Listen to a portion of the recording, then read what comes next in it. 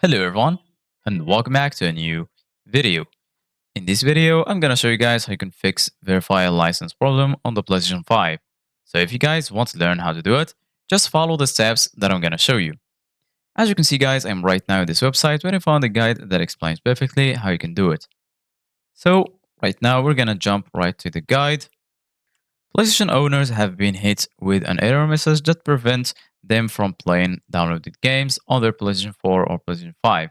This message reads, "Can't use these contents, can't connect to the server to verify your license." This error message shows up when there is an issue with the server trying to verify the licenses for the game you're trying to play. This means you will have to confirm the licensing for your game on your PlayStation. Here's how to do it. So right now we're gonna jump right to how you can restore licenses on the PlayStation 5. When you purchase a game on the PlayStation Network, you automatically receive the licenses to play the game. Having a license for a game means you are verified to play that title after you purchase it.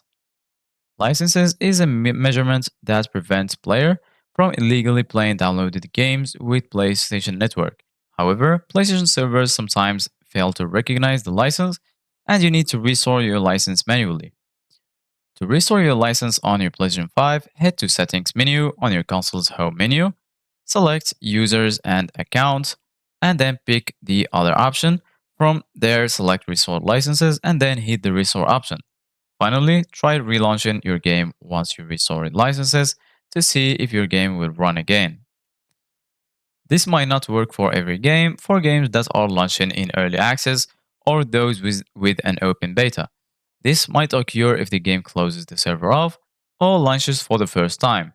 These issues typically happen for online games that require a constant online connection or the servers are attempting to connect to multiple players simultaneously. So this is it guys for today's video.